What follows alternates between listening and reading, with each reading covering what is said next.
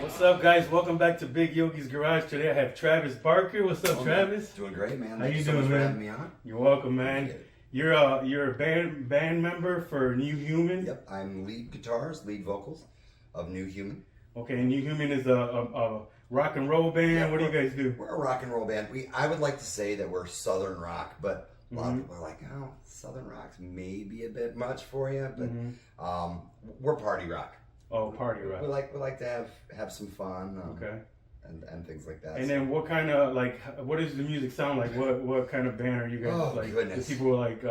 Everybody hates when I say this because they're the most hated band on the planet. But we sound a lot like Nickelback. We have that feel, you know. We've got we can party, we can throw down, but we can also go ahead and turn it around and make you feel a little bit too. So. And you guys just did a show this past weekend, right? Yep. How was that? Yep. Oh, that was fantastic. We opened up for Shallow Side down in Fostoria, Ohio, at Venue 18. Yeah. Great venue. Man, I heard that venue right now is doing big things. It's killer. They're doing a lot with more like hip hop stuff. Yeah. But they're starting to dip their toes into the rock genre. And last night was their very first rock show. And how was the turnout like? Really, really good. Yeah. It was really good. You know, the locals all threw down. They were great. You had some pretty heavy hitters. You had As Amber Burns, fantastic band. They're just now kind of getting some traction down around Lima, Ohio. And then you had Euphoria. Euphoria can really throw down. They are a little heavier than what we're used to playing with, but they were fantastic. Then we hit the stage, and it was like their crowd stayed. So it was so great to see all these local acts supporting other local acts. So you're building a fan base off of that. And even if they don't listen to your type of music or your styles, they still stayed and they still support and they still threw down. So props to Fostoria. It was a big party. Yeah. I seen on their Facebook page or something that they're trying to get this big rapper from Detroit, T Grizzly. T Grizz, yeah, he's coming. They actually booked him. Yeah, because they said as long as they get enough like hype on that. They got plenty of hype. It got shared everywhere. Yep, it blew up. There were, last I checked, and I checked it about an hour ago, there were 533 comments on it alone. And I was like, I think he's coming to town. That's awesome. That's awesome because he's really big up there in Detroit. He's really good. Well, I mean, all over the. And you know what? I've actually looked at him. He's really supportive of other music. Oh, is he? And I think that is so cool. Yeah, that's awesome. So tell me about New Human. How did you guys even get together? What is it? Where you guys were in different bands? This is your first band, or first group, or what? I've been performing music probably for 25 years now. Okay. And so I've been in and out of bands and things like that, and not to discount any of them or anything, but this band has just kind of become what it is, and it's like this juggernaut. I played in 2 bands prior to finding the members that are returning from the last band. We were in Social Impact. It was a mixture between Endless Envy and Social Impact. Social Impact was kind of one of those things that my bass player came to me. He's like, "Hey, how about Social Impact?" I was like, "That actually could work." But we had a lot of demons that we were working through. I hate throwing people's business out there, but he'll tell you the same thing. My drummer was he's an ex-drug addict. And my bass player had his own issues. He's still dealing with some. He had something really, really bad happen to him back in December, and he's working through that area, but everything else that he was working on during Social Impact kind of righted itself. And I had some really bad issues, which led to even bigger issues in and out of the band. And those have righted themselves. I've become a different person. What Jason. what kind of issues did you have? Oh man! So when you're in a rock band, Oh yeah, and people call you the pretty one, that is, I mean, you run into a women problem. Yeah, okay, yeah. You have women approaching you, and I had a really hard time. I had an ego the size of this room, and y'all can't see it, but this room is enormous. But yeah, I had this ego that probably wouldn't have even fit through the front door. Okay. And so the women would come, I couldn't turn them down, and it was one of those things. I felt like I needed their acceptance, and as I met that acceptance, I also was betraying who I was. I was married. Oh, okay. I had a stepson. I had a daughter at home. Yeah, yeah. And nobody ever thinks about when you're in a rock band anyway, or when you're in any kind of band really. Okay, the things I do tonight come back to haunt you tomorrow. Yeah. They really do. Yeah. So I had that issue that I had to overcome. Yeah. Alcoholism. I was battling that demon long before even bands, though. Alcoholism is genetic. I don't care what anybody says, but it is also a choice. Yeah. So I was choosing, hey, I'm going to go ahead and stand in front of these 250 people that are smiling back at me. I'm going to get absolutely trashed. I'm going to find somebody out there, and they're going to fill my needs for the night, or even, hey, I'm going to go home and keep texting this person and talk to them. Even if nothing came of it, I was still feeding that demon. Yeah. I needed that acceptance. I was still, phones are horrible, man. Yeah. Phones and social media can be really, really... Especially when you're drinking. Absolutely. Cheers, by the way. Cheers, and we're drinking. Cheers. Cheers, brother. We're drinking, just to loosen up a little bit. Yeah, this is my first interview in so long. But yeah, I was overcoming that demon, and it was such a hard thing to do. And I'm sure all my bandmates will say the same thing. Those demons, they will chase you down. Even in your highest of highs, you're like, man, things are going great. My life is going proper. I'm doing everything by the books. That demon will still lurk in the shadows just for you to slip up. Yeah. And it seems like when you're up, it attacks you even more. Oh yeah, it's ridiculous. It's like tenfold. So battling that demon, I destroyed that demon. I really look back at it and I'm like, man, was it worth the outcomes that I produced on my own? Was it worth losing my house? No, and I didn't lose my house, thank God. Was it worth losing my family? Yeah. Was it worth losing everything that I said that I wanted to be? Was it worth sacrificing who I wanted to be? And look back at it, and I was like, no. So we started this band. The drummer called me. We had some beef going on.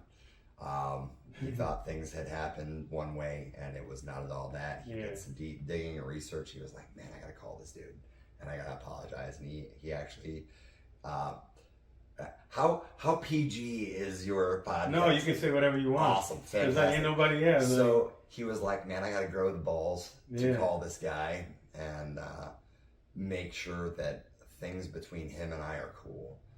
And he was like, hey man, you still got your guitar? I was like, I sold all my gear.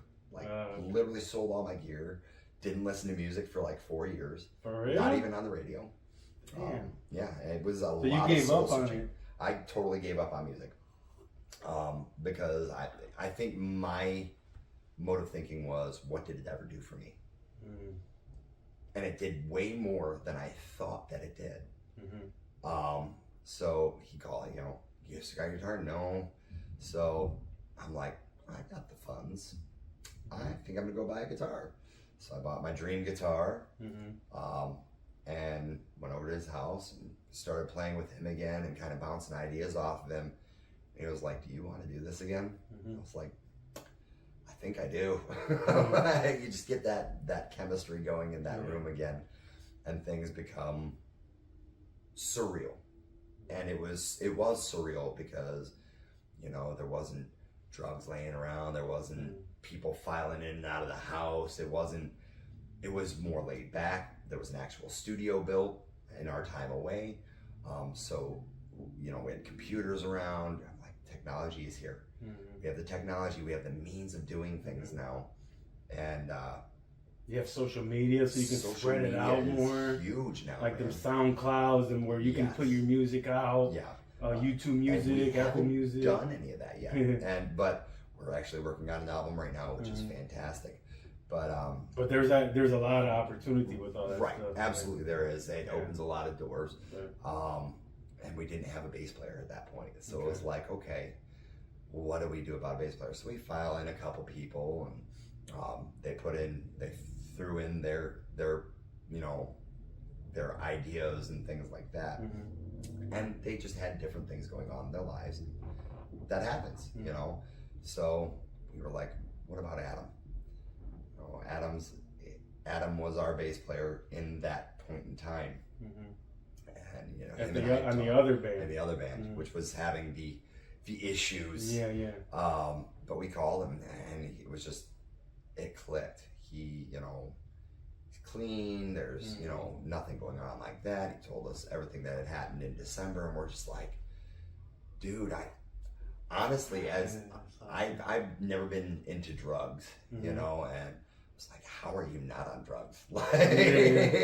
So it was one of those things. He was like, man, I'm willing to come back and see what happens. We buried the hatchets and laid down our arms, and he came back in, and it was like, wow, you got better. He was just, the chemistry was there, and Jason was there. Jason's amazing guitar player. He played in a lot of metal bands and things prior to joining us. So him coming off of the metal throne and coming down to join, this kind of ragtag party type thing that we had going on was a little difficult for him. And I can totally understand that. I've never played anything other than what we're playing now. But it was able to give it this size that it needed. So he had the other side of the guitars coming in, and it was more thumpy, it was more punchy, you could actually feel it a little bit more. And even on the slow stuff, it's just like, wow, what you did there was pretty. Like super pretty. So he blends in perfectly with your guys' sound. Absolutely. The way you felt him, like you could feel it through the music. Yes, he plays with such emotion, and I noticed it last night, because last night was our first show.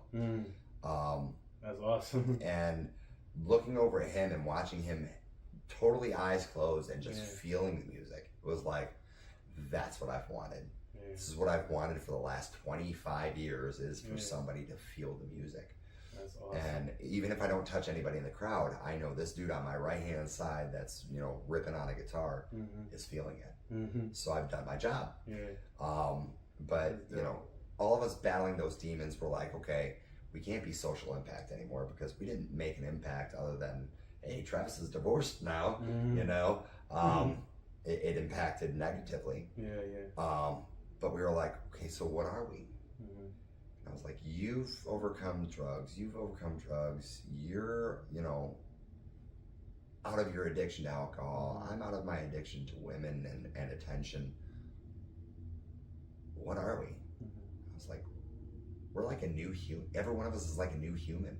And my drummer went, that's it. That's the name.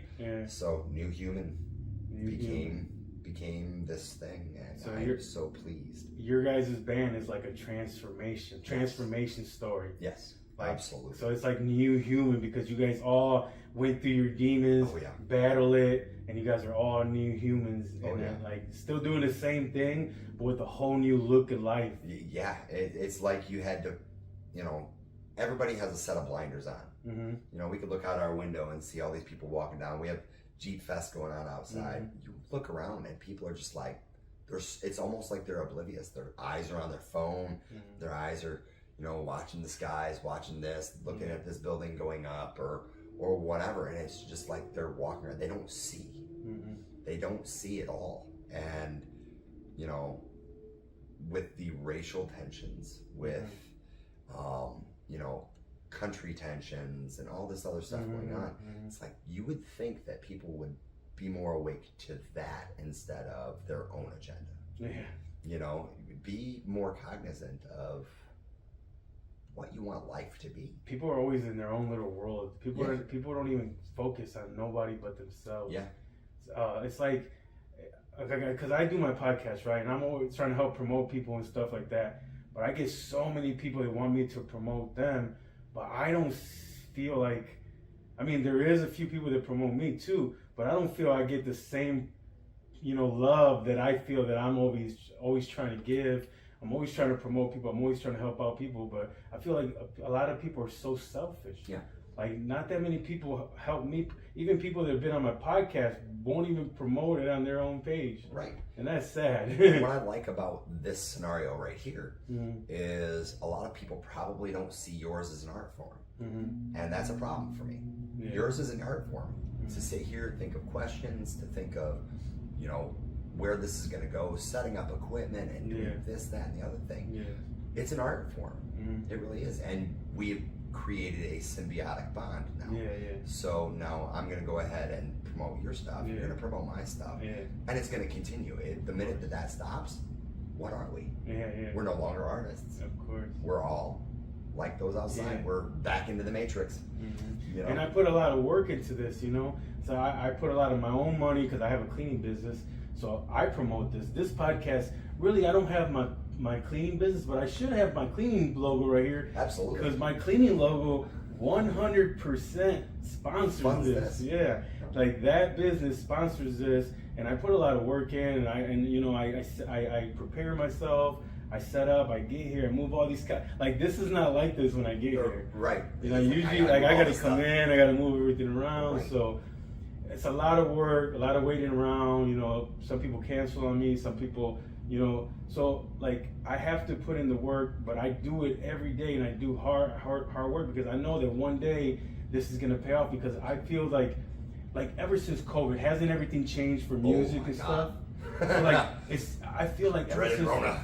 I feel like that it's been pushing humans away. Yeah. So I wanted to, ever since I started this, you're gonna be episode 59. Oh wow. So ever since I started this, I feel like I'm getting a good feeling like talking to a girl, talking to anybody, having a conversation. Like, we don't have that many conversations no more. Like, mostly everything's on text. Yep. Everything's on phone. There's no personality. So I feel like this feeds me. It's almost like a little therapy session. I'm gonna open up my platform to you to talk about your music, to talk about your struggles, to talk about, it's like almost like I'm a therapist, but I have my own struggles and my own stuff. So I can open up to you. You can open up to me. We can actually get a friendship built. Absolutely. You can help me promote my stuff. I can help you promote your stuff. And not only that, for the long term, we can always, maybe I can come to your shows. That'd be great.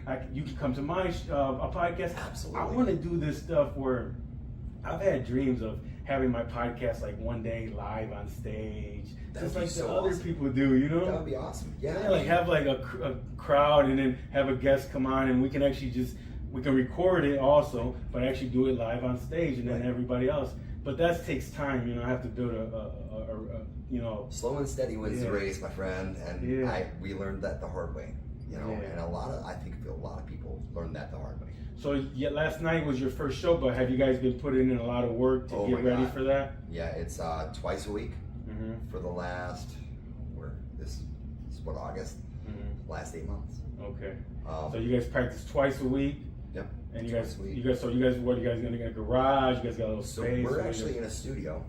That's right. It's literally probably. So that's where you practice? Yeah, it's probably every bit of what the camera's picking up now. Oh, okay, yeah. So this little corner right here? Little tiny corner. It's very small, but it's very intimate, because we can go ahead and hear every flaw. We can hear every, hey, I want to try this. Okay. Excuse me. Ooh, beard. Yeah. But bouncing ideas off each other. So it's very intimate. It's very small. But it is absolutely everything we need. But it took us, like you said, a lot of work to get to that point. James, the drummer, he owns his own business. He owns a construction business. And so every dime that he has made has gone into the studio and furthering this project. And because he sees now the basis of what New Human is. It's, he used X amount of dollars to this thing that he didn't need in his life. Mm-hmm. Now he's got X amount of dollars to put what he wants in his life. Now that he's gotten rid of this, and he's gaining. Not only is he gaining funds, he's gaining family members. He's gaining respect. I think that is the biggest thing that all of us want, right? We all want respect. You doing what you do here, that's a huge thing. You want the respect. You want, hey man, look what I do. I do this and I put work into it. So those 2 days a week, we put in work. I think it's really hard for my fiance to even look at it and go, what have you guys even accomplished? You're running your first show 8 months later. And it's like, what you don't see is the conversations behind the doors that are like, okay, listen, this is what's going on in my life right now. And if we can take that and just put every bit of that strenuous, just mind-ripping experience into this music tonight, that'd be great. It's almost like a therapy session, like you said. And you got to put that 1,000 hours in. There's like a book, I don't know what it's called, I think 1,000 hours, but like that's why this podcast, I didn't hesitate. When like I do it on my phone, but I gotta go because I just gotta put my 1,000 hours in. And I know I'm gonna get better at talking to people, and I'm gonna get better at my podcasting, and my equipment's gonna get better little by little. But I gotta put them hours in so we can get it going. And you too, like you can't go out there and then you've only practiced for 2 months and then you sound like crap and all that, or you guys don't have your timing right. What's that song? Everybody's working for the weekend. You know, it's one of those things like we all have to put in that time. You know, so. Yeah, I never really thought. I've heard that song, but I never thought about it. Everybody's working for the weekend. So you put in your time during the week. So you can have your fun on the weekend. Right, and it's all about the steps it takes to get to that plateau. But you don't want it to be a plateau, you want it to keep going. I actually posted something today. It was one of those motivational videos or whatever on my Facebook. And a crow is the only animal, the only bird that will ever strike at an eagle. It lands on the eagle's back and starts pecking at the eagle's neck, trying to take this eagle down, right? Eagle's got a wingspan of what, 12 feet? So it's pecking at the thing. You know what the eagle does? The eagle flies as high as it possibly can because it can breathe at those altitudes, but the crow cannot. So the crow falls off the back, eagle's safe. So why do we worry about these little tiny problems that keep pecking at our neck when we can fly above it, get rid of that problem? That's awesome. I think it's such a cool motivation. Like, it's like, wow. For sure, just keep going, and all them people, all the haters, everybody just fall off. And a lot of those people will come back and try to support you later on. Absolutely. Like, hey man, remember me, man? I used to hang out with you. Dude, I have seen that so much, and it is.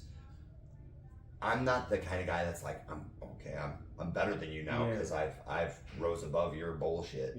I'm not that person. But it makes you feel good knowing, you're a little salty now, aren't you? It feels Sucks good to be you right now, doesn't it? Yeah, because a lot of people, even for me, like when I first started working out and stuff, like I was being like motivational, and I was still chubby, and I was still, I was trying to get motivational. I was trying to make myself an inspirational, motivational, person, but I couldn't tell you exactly what to do.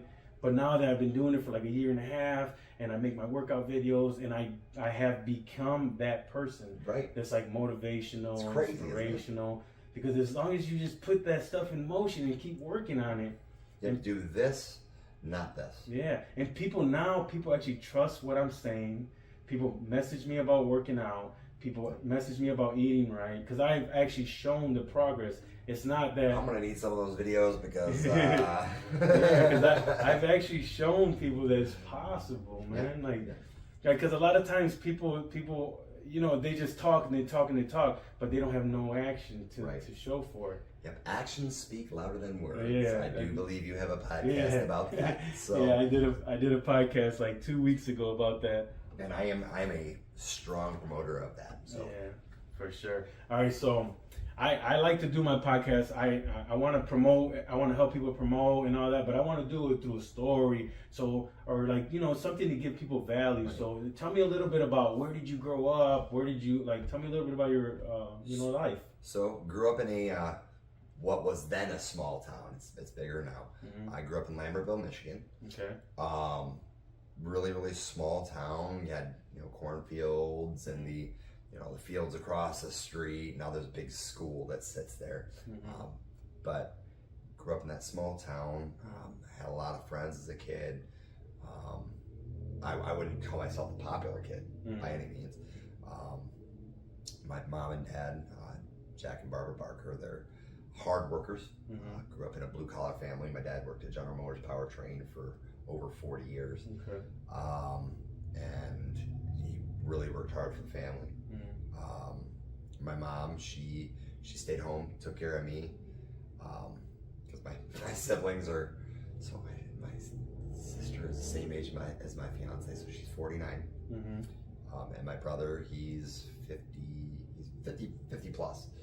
So they were all out doing their thing, going to high school. You're a little younger than I'm the baby. Okay, how old are you? I'm 37. Oh, okay, cool. So, mom stayed home, took care of me as a kid, and as I grew up, she was able to get out into the workforce. She actually worked as a high school art teacher at Emmanuel Baptist Christian School, which was really cool. That's where I went to high school. Oh, okay. But yeah, 13 years old, going to Emmanuel Baptist Christian High School. So you guys were in church. You guys were Catholic, Christian. We were Christian. Christian. So you grew up with good values, a good family, Absolutely. Yeah. Absolutely. And I feel like that led to a lot of the things that came later on in my life. But grew up in a great valued home. They taught us to be respectful, be kind. Yes sir, no sir. Yes ma'am, no ma'am. So as I grew up that way, got into Emmanuel Baptist Christian School, and by no means was I at that level where I thought, okay, yeah, I'm going to become this, super Christian, person. Yeah. And, so I started gaining that faith, and I wouldn't say I have that faith today. There's something out there, absolutely. Yeah. Is it God? Is it Buddha? I don't know. There is. Is something it the universe? Is it this? Right. I feel. Hey man, me and you are in the same page because I feel it. There's I something just there. don't know what it is. There's something there. Yeah. It's stronger than you and I ever will be. Yes. But at 13 years old, I was diagnosed with Crohn's disease. Oh. Okay. And we're talking, everybody that gets Crohn's disease now, there's all these commercials on TV for there's this and there's this, so you go and take care of it. At 13 years old, that was back in, gotta do math. Like 90. Or no, 96. 96 to 98. Yeah, probably like 98. Let's put it right around there. Yeah, right around there. I was diagnosed with Crohn's disease, and they're like, dude, if we don't get this under control, you've got 6 months to live. And at 13 years old, telling them that they're dying. Holy shit! And there wasn't medication like there was now. There wasn't. So it was one of those things where it's like, hey, let's tell a 13-year-old he's dying, see what happens. So, as a child, we have this vivid imagination. We want to be, NASA experts. We want to be United States Marines. We want to be, we want all this kind of thing, all these things that are lined up. We want that. When you're told you can no longer do that. I played hockey for 10 years and was really good at it. And to be told you could never play again because if you took a really good hit, you're done. You'll die right there. But what exactly is Crohn's disease? Can you explain it to me a little bit? The way that I explain Crohn's, so my intestines look like the inside of a cave. You have the stalactites and the stalagmites, and they're sharp. And so it's something inside your stomach. Yep. Right? So when you get stressed out, when you eat wrong things, it starts to do this on itself. So every female out there, I understand your pain. Yeah. Because it flares up. It hurts. Oh yeah. I was literally in the fetal position most of my 13th and 14th year. And it was so painful. You bleed. You bleed externally. So that was always fun.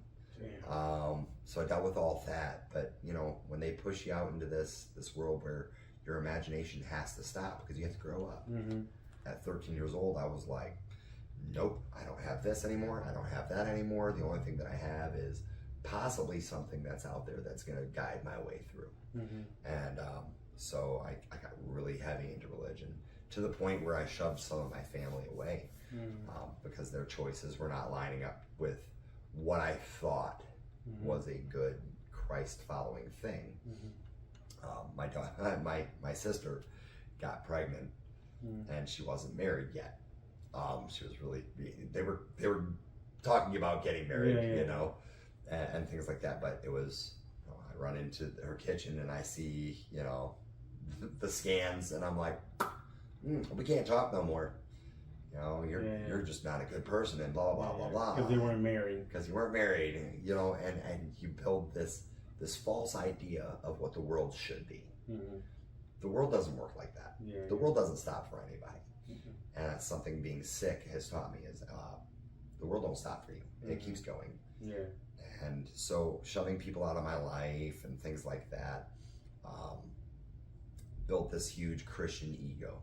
I felt like that was the beginning of my ego problem. Is I was better than everybody.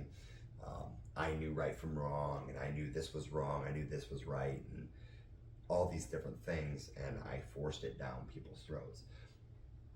DC Talk, which is a Christian band, they have a song that starts with, the biggest reason for atheism today are Christians that will file into a church and practice that every Sunday morning, but walk out the doors and do the same thing that everybody else is doing. It's walking a walk.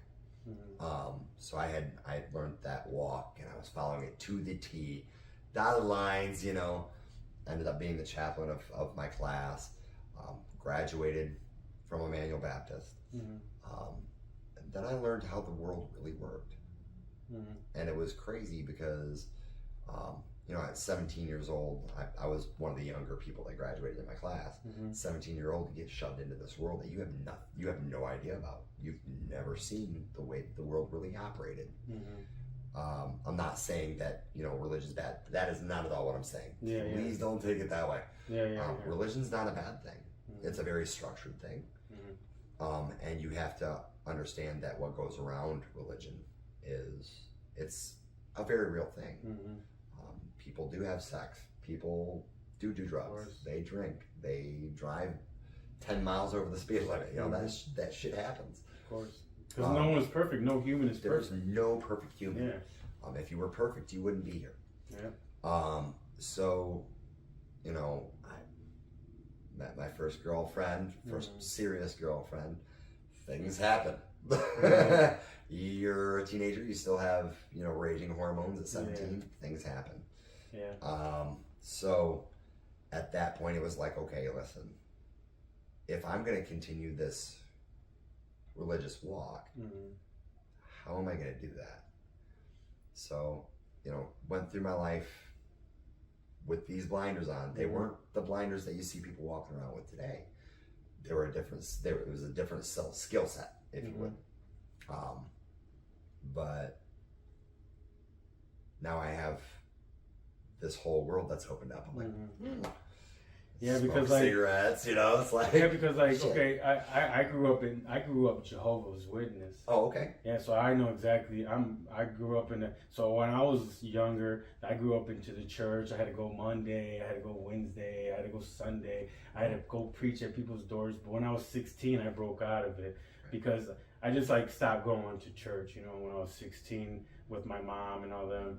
But like I feel like you said, like you start judging your own sister, your own this, and then all of a sudden you get a girlfriend and then you do the same thing that you judge your sister for. Well, damn, like, the last 12 years of my life have been a lie. You're like, holy shit, I have to like, because it's so hard to follow every single thing they're telling you to do, but then you see them not doing doing what they're supposed to do. So you feel like, are these people hypocrites? Right. Like, why are we here? Yeah. Like, I'm here every day and I'm trying to do the best I can, but then I'm seeing like the people that are telling me they're going around and they're still going out drinking and they're still going, because now with social media, you get to see a lot of the stuff. Yeah.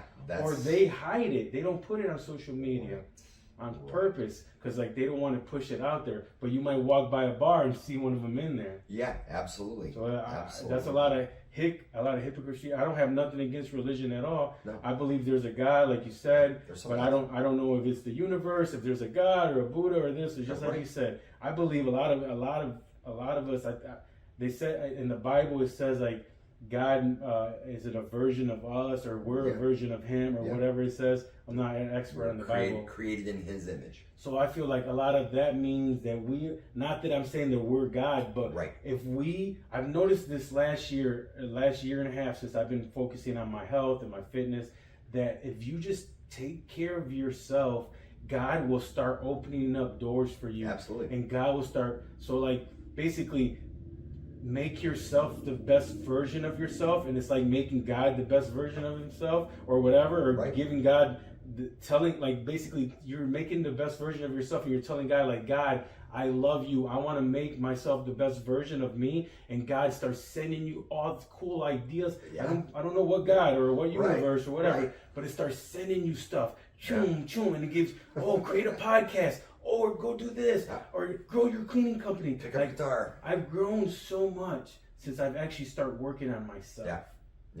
Absolutely. So I feel like that if it does say that in the Bible that God made us and like Him, or He made whatever it says, I feel like if we act like, okay, we're gonna do everything the best we can for us, our lives will start fixing itself. Absolutely. Yeah. Absolutely. So mine, I like talking about that kind of stuff because it's like mine has gone the opposite way. Okay. What people don't realize is you're sent judgment and trials before you become that good part of who you are. And the reason that happens is so that you can become that person. You can become that better part. That trial's going to get thrown at you. How are you going to handle it? So like your divorce, your like when you were depressed or whenever, like, or what was it, like you did sex addiction, your ego, all that God was throwing that to you. How are you going to handle that shit? How are you going to handle all this to become the man that I need you to become later? Right, exactly. And I can say this in total confidence. Me and my ex-wife we're still really good friends. Love her to death. She raises my daughter in such a great way, and I look at my daughter and I'm so proud of her, and I'm so proud of my ex-wife, and they've done a lot of good things with themselves. And but it was one of those things where it's like, okay, I can go ahead and look at the divorce as it was a definite learning lesson. Now I'm getting spanked for it. Child support sucks. But it's one of those things where it's like, what did I have to do? And I think she sort of sees that now, where it's like, dude has changed a lot. I can actually talk to him, and it's not all about him. We'll sit literally, like if I take and drop some money off for my daughter to get some clothes or pay for her braces, like school or something. We'll sit there and we'll talk 15-20 minutes. And it's not an argument. Simple. It's not like no fight. Right, and and I feel like both of her and I understand that fighting gets you nowhere. It gets you absolutely nowhere. Absolutely not. She just knew when to throw in the towel. And was my part a little too late? Yeah, absolutely it was. I will absolutely accept full responsibility for that part of it. Nobody's perfect. We both had our issues. She did things that I didn't like. I definitely did things that she didn't like. But there was no symbiosis there. My growth was in different areas than her growth. So, and you really can't look down on one party for that. It's like, okay, I'm growing this way, you're growing this way. Would it work now? Don't know. Won't ever know. And it's one of those things that you have to look back and, okay. That kind of stuff will never work again. Can we still be friends? It will never work again because like you've learned so much. You're not that person. That person doesn't even exist anymore. Doesn't even exist. Doesn't even New exist. human. Yep, new human. That person has, like, people still contact me about, like, because I went through a bunch of stuff. Like, I am the person I am because like the FBI picked me up. I went to prison for 3 years. I went to immigration. They almost sent me to a different country. Wow. I got out of prison. I started my cleaning company. I got really fat. I started this working thing, working out, and So Right. I've been through a lot of stuff to get to the person I am today. I was gonna say the person back then isn't. Yeah, I don't all even who you are exist. today. When I walked into prison, I had my hell done. I never even been to prison before. I didn't even know what to expect. I left that prison. I was the #1 leader in the yard, in my group of people, because they seen something in me and they voted me to be like some leader in my pod first, and then eventually I became the leader of all of these men that were doing 30 years and all this, because they actually made me that, and they were like coming to me with problems, and I would be like coming up with solutions. I knew how to like put myself into their shoes. Like you came to me like, hey man, this guy over there, he's fighting with me. We're fighting over the TV. I'm gonna throw hot oil at him at night, and these guys would come to me like for real. Like he's gonna boil oil, like some oil in a microwave, and melt somebody down, and melt someone's skin off tonight if I don't come up with a solution. Wow, man, that's a lot of. So then I would be like, okay. So I would have to try to talk them into like, listen, you were here for 6 more years. Do you want to do the 10 more years on top of that? Right. If you do that, you're gonna catch another case. Yeah. You're gonna be. So I would like have to calm them down. Murder's a thing now. Or I would have to go and I would have to go talk to the sergeant, and I would say, listen, I need this guy to move from this unit to this unit today. And they would be like, why? Is there trouble? I was like, no, there's no trouble, because if you tell them this is gonna happen, they would shut the whole yard down. Lockdown. Yeah, lockdown everybody. So We've been through that. We don't want to do that. Yeah, again. so I would always say I would say no, but he just doesn't feel comfortable, and we don't want to lead to that. Lead to that, right? We don't want it to lead. Let's just move him. He's an older man. We move him to A unit, but because I always knew what bunks were open and stuff. Yeah. I'd be like, A unit, there's a bunk right there. We can put him there, and then. At 3, there's a 3 o'clock count every day. There's in all federal prison. There's like a 3:30 count. Every single prisoner in the United States has to stand up and get counted by the COs. And until that count clears, nobody can leave their cells. Wow. Or if it's it might be like a community cell, because my pod was 72 inmates. So it was like all these bunk beds, and then we had 9 tables and like 7 TVs.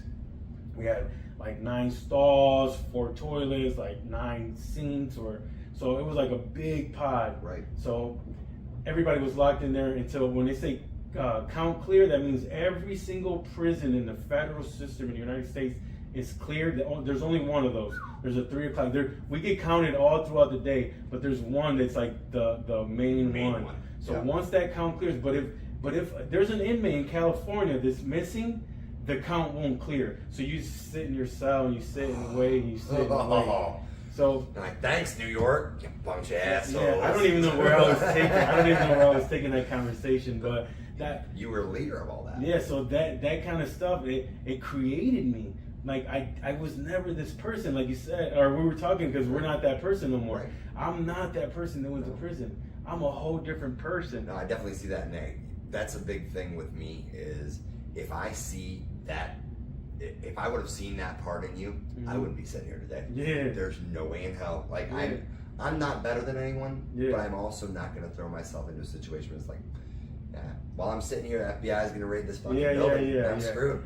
I'm completely done with that stuff, because when I got out, I there was people like, hey man, I said I want to start a cleaning business. My mom cleaned houses. I want to start a cleaning business. So I started a cleaning business, but people were trying to hand me money. Here, started with this. I'm like, no. I just started little by little, and I put the work in, because I didn't want to. Look where you're at now, man. I didn't want to. I didn't want to. So cool. I didn't want to tie it into no bad names. No juju. I wanted it to juju be on that. Straight. Hey, so let's get back to okay. We were talking. Okay, you met a girl at the church. So is that the girl that you ended up marrying, have kids with, and all that? No. It was. I met her actually at college. Okay. It was funny how that all worked out. I'm actually gonna share a little insight. It was actually funny how it happened. So I was on vacation the first week. This is your kid's mother? No. This is another girl. This is right out of high school. Oh, this is okay. This is kind of what broke me into the world. Yeah. So leaving the church and go ahead. Sprouting off. All right, go with the story. I was on vacation the first week of college, and so was this other girl. And so we come in, and there was a group project that had been assigned. Okay, this is your partner. This is your partner. Partner up real quick. Get this partner project going. And so I walk in on a Monday. And I'm like, oh, who are you? They do the whole formality thing. Nobody knows me. I was on vacation. And then this girl walks in. And I'm like, They did the same thing with her, so I'm like, she was gone last week too. They're like, well, we partnered up for this group project they were doing, and you two weren't you weren't here last week, so it looks like you two are partners. So my teacher hooked me up. Yeah, but I think like churches do that. Like churches always like find this person. Church and college, and they're like, they all do that. Yeah. She would be perfect with him. Right. So they would somehow try to guide them people. It was one of those love at first sight things. Yeah, you were 18. I had just turned 18. Yeah. Because they promote like hooking up, getting married, like coming up with a family. Yeah, absolutely. I like that too. I do. I love that. I don't like all that trans things and all them things going on. I respect everybody that does all that, but I think a man should be with a woman and have kids and a family. You realize you may have just buried your podcast, right? Yeah. No, I know. Sorry. But I believe I think everybody should have that possibility. But I'm just a man's man, Absolutely. and I respect every single person. Absolutely. But I believe so much in This marriage. is how it needs to go. I believe so much in family, and I believe that if that was to stop, then we would stop growing. Like, how are we going to keep... Why do you think the population is just kind of flatlined lately? Yeah. That's why. And it's just like... There's a lot of... We could make this a 6-hour podcast. Yeah. But that could be crazy. Yeah, I mean, but you got to think, like, you have government issues, you have this woke society, you got cancel culture. Yes. You got, I mean, there's just so much that is leading to the stagnation, ruination, and the depopulation of Americans. I hate that, bro. It's hard. I don't. Life, I feel like our generation, being right in the middle, our generation and probably the generation just before ours, sees it for what it is, and is actually, I can't even say we're being anything proactive about it. We're just letting it happen. Why? Yeah, I don't know. Why are we letting this happen? Like I think like there's nothing more beautiful than a beautiful couple walking down the street with a newborn baby. Yeah. Oh my God, that even makes it even better. I had some memories come up on my Facebook of my ex-wife and I, and holding our daughter with just a picture, and it was just like, wow. Yeah. That's what every human should strive to be. Yeah. And I again, I can't throw any shade at her. I can't hate on her. It was a decision that I had made that had led to the crumble of that relationship. So how did you meet her? Because you had that little girlfriend, and then so everything fell apart with that. So I started drinking fairly heavily. Oh, okay. Because the church fell apart. Church, religion, all that stuff fell apart. Everything. I felt like my world was kind of just shaking. Yeah. I'd gotten hooked to cigarettes, and like I'm still hooked on cigarettes, which kind of sucks being a singer. But I've had that problem for years. Sucks, doesn't it? But I used to go to the bar every night before I went to work. So I'd get trashed and go work at FedEx. Oh, okay. And moving boxes. Yeah, moving boxes. I mean, literal mindless job. Just beep, beep. I worked at UPS one time. So you get it. So, her and her friends walked in, and she was too embarrassed to talk to me, but we were doing karaoke. This has done a lot for me. So singing karaoke, she wanted to talk to me, couldn't talk to me. She has horrible anxiety, and I, bless her for that. She's such a sweet person, because she's just a quiet, sweet person. She got scared, nervous. Anxiety. So her friend came up to me. She was like, "Hey," I was like, "Okay, here's a girl that's talking to me." She was like, "No, it's not for me. It's for that one over there waiting in line to use the bathroom. She wants to talk to you, but she can't. Like, she's so nervous." So I walked over and I was like, hey, calling you out. Your friend just said that you're too nervous to talk to me. So we started talking, went on a couple of dates. Literally 2 months later, I was like, why don't we get married? Yeah, she's the one. So we got married. That lasted 10 years. Damn. Believe it or not. How many kids did you guys have? So she had a son Okay. prior to us getting married and us getting together. Mm-hmm. And then we had a beautiful daughter. Yeah, She is literally every bit of my heart. How old is your daughter now? She's 12 years old now. Oh, okay, that's awesome. That's a good stage. Like right now, make sure that shit she's goes making quick. a lot of adult decisions, and I'm like, slow down. Yeah. Slow down. Yeah, you got to, bro, because that shit goes quick. Dude, Or you know, it'll be fast. 21. Stupid fast. Yeah, it'll reverse. It should be 21, and daddy's gonna be like, no, what do? I can't control you. I can't. Mommy can't control you no more either. You know. Yeah. So she's making a lot of adult decisions now. That's beautiful, man. It's beautiful having a daughter. I have a daughter and a son, so I know exactly what it's like. Yep. So okay, so then you said, I remember you earlier you said then you're drinking and you were like, then your divorce fell apart. Yeah, my marriage definitely crumbled from underneath of me, and it was. I feel like a lot of that was because I was looking for attention, and it wasn't that I wasn't getting attention at home. Mm-hmm. It's not at all was that. I You feel like the more responsibilities at home were going against what I wanted, and it was like, she needed me at home. Understandable, but there was something in music that I found to be therapeutic, to really just kind of. I'm an angry person. Let's be real. You don't look if I'm in traffic, I am a nightmare. You can ask my current fiance. Yeah. She'll tell you, this dude's not fun to drive with at all. But I've got a lot of anger issues inside that I had to deal with. Yeah. And music helped with that. Back then, music was a little heavier. We were screamy. I was angry a lot in music. So it was therapeutic. It was like your outlet. Yeah, it was like my outlet, and I constantly needed that. I was working third shift for Department of Homeland Security. I was, and it was so crazy. I had 2 heart attacks within that point in time because I was trying to keep myself awake by drinking energy drinks that were this fucking big, and drinking like 4 or 5 of those a night. That'll put you under the ground real quick. Damn. You work for Homeland Security? Yeah. Work for Homeland. That's crazy. Now go ahead, Brad. I'm sorry for You're interrupting fine. you. No, not at all.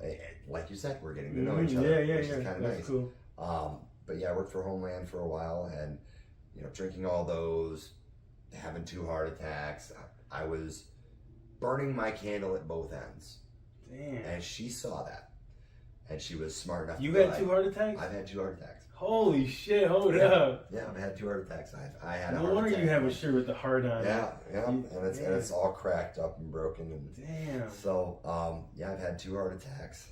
One when I was 28, and one when I was 31. She'll probably correct me later. Yeah, holy shit, bro. 31 or 32. And you had to get like cut open and shit? No, thank God. They were minor myocardial infarctions, which. Yeah, thank God I didn't have to do any of that, but it was a lot of. Did they have to stick like something in here, like your head? Did a lot of stress tests. Oh, okay. Those suck, by the way. Yeah, like. So they don't do that anymore. Oh, it's all chemical. Oh. So they lay on a bed, they put the IV in, they're like, in 10 seconds, you're gonna feel like you ran a mile. And you're laying there, and sure as shit, they count it down. They're like 10 seconds. Holy shit. You start, and you're just. It's just like, wow. So yeah, they speed up your heart. Artificial adrenaline's a thing. But yeah, she saw that I was burning the candle at both ends, and she got out while she could. And again, I'm not angry at her, not mad at her one bit. Can't blame her one bit. I would have done the same thing. Looking back at it now, I'm like, of course. I probably would have taken the cow out to the pasture and put the bull in its head. Yeah, now you can sit back and look. Oh man, most of it, everything is my fault. I fucked up. Yeah, I mean, a lot of times, everything that happens to us it's happening to us. It's our fault. Yep. But the good thing about it is I can look at her and be like, love her as a person, love myself as a person. Didn't have any love for myself back then. That was a huge problem. Yeah, that was probably why you could never love her. Huge problem. And there's no reason, there's no rhyme or reason to why it was that way. Because my family loved me. They absolutely adored me. You know, again, the ex-wife loved me. Kids loved me. And it was like, why did I feel that way? Yeah, why did I feel like no one loved me and I had to find love from everybody else? And the people right next to you loving you. Yeah. And you're all looking for it everywhere else. Absolutely. It was an attention thing. Yeah. Absolutely. Sometimes I feel if that's happening to me right now.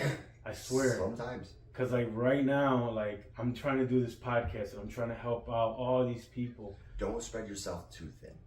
Yeah, but I feel like do the people like do my kids, do my family, does my wife, does my mom, do they need me? And I'm over here like trying to help out all these people. Right. And then sometimes I feel like I'm trying to support all these people, do all this over here, but I'm like not like taking care of the people I should be. It's a struggle, man. My dad put it the best way. Don't cut off your left hand to feed the right one. Yeah. So, you know, explain that a little bit. It's kind of an inspirational thing. You know, don't, you know, cut off something that's good. Yeah. Just so that everybody else can have their portion. Yeah. Like don't cut off my family just to. Right. Just so that everybody else can have what they want. Yeah. So my suggestion, and this is the motivation thing. No, that's good. I want your suggestion. So this is what I want. I want my conversation to be. You know, I legit wish I would have done this with my family. Sit down, find out what areas of your marriage, what areas of your parenthood, what can you do to be better for them. If they say, hey, listen to this podcast, I would consider. You know, definitely take those things into consideration. Take the proper steps to make not only your life, but their lives run parallel to each other and be good. Yeah. You know, and I feel like a lot of people are like, nope, this part of my life here is taking precedent. This part's going to have to wait. And when you make your family wait, they won't wait for you. Yeah. The world keeps spinning. It keeps spinning, and the court systems, they don't give a fuck either. They don't care. Luckily, my kids are adults now. So my daughter's 21 and my son's 18. Awesome. So now, you know, they're kind of grown. So maybe maybe this is a really good time for you to ask them that. Yeah. Because now they're adults. They're thinking with, sorry kids, fully functional minds. Yeah. Ask them, hey, what could I have done better as a dad? I honestly am scared shitless for when my daughter gets to that point where I can be like, okay, she's an adult. She's a rational adult. Yeah. What could I have done better as a father? And I can see a lot of things now that I'm doing that are, okay, I should have done that better. Yeah. I see all that now, but looking through their eyes is so different. Yeah, no. So different. It hurts, man. Now I see so many things I did. I wish I would have known everything I know right now. Oh my God, yes. I wish, like, that's why I do a lot of my social media. That's why I like to put out all this like stuff that I learned, because I just like, what if a young father is watching us and maybe he doesn't have to go through this. Yes. Maybe he doesn't have to get that first divorce. Yes. Maybe he can like be with his daughter and you know what I mean? Maybe he can get something out of this conversation where he doesn't have to bump his head. As a recovering sex addict, I can honestly say, and this is, it may sound funny, you may hear it all the time, it is cheaper to keep her. Yeah. It is true. Absolutely. Dude, I cannot believe the amount of money the court systems ask for. Oh my God. And it's not the parents that ask for it. It's not the other person that's asking for it. Oh, okay. You know, I'm quite sure that my ex-wife would look at me today if it weren't for school, braces, this, that, and the other thing. Her just look at me and be like, I don't need anything from you. I really don't need anything from you. Just be there for your kid. Yeah. But the court system's like, nope, $1,000 a month. You need to pay for their insurances. That's $500. And your child support's $500. $1,000 a month. If not, you're going to jail. Yeah. Which is super counterproductive. Super stupid. Counterproductive. How you go to jail? No one's gonna get nothing. Nobody's getting anything. I'm gonna come out of jail and I'm gonna owe $18,000 more. Yeah, it's so weird. What? That whole system is so weird. It's jacked. All right, so tell him. Okay, so that you're telling me about. Tell me your like. Tell me your turning point where you changed. Okay, you had a divorce. You went through all that. Tell me your turning point where you changed, where you met your new fiance, and like absolutely. you're starting your new human and all that. Tell me a little bit about that. So all of it kind of ran into one thing, and it was great. Like I said, I stopped listening to music. I completely stopped listening to music for 4 years. From the time 2018 when I received my divorce papers. Actually, it was 2019 when I received my divorce papers. 2018, she left. 2019, I received my divorce papers. I turned off my radios. I had 7 or 8 full comp notebooks that I burned. Damn. With music wrote on it? Yep. With lyrics, music, compositions, all of it. It was all there. I took my guitars. I took my amplifiers. I took anything that had to do with anything music. Took it, pawned it, hocked it all. And stopped listening to music for 4 years. And realized afterwards that it wasn't music that did it. I met a girl that lived in Monroe. She amazing voice. And she was singing, so I was like, you know what, I'm gonna start singing again. So I started singing. Her and I broke up. I've known my current fiance, Teresa, for 15 years. I've known her for 15 years. I met her actually prior to meeting my ex-wife. So known her for 15 years, and she's got an incredible voice. And she's such a kind-hearted human. And when all this started happening, I was like, hey, listen, I think I'm gonna go ahead and start jamming with this guy again, start building this. She was very supportive. She was like, go, do it. She was like, and don't worry about me here. I'm fine. You know, and we all have that voice inside your head that goes, something's wrong. So I still deal with that. I'm not gonna lie, I still deal with that. Of course. She was like, I'm not gonna stop you from doing what you love to do. But yeah, New Human came from that. But it took a lot for me to get over that hump where I could even listen to music again, because I thought that was the problem. Music wasn't the problem, I was. You had your own problems.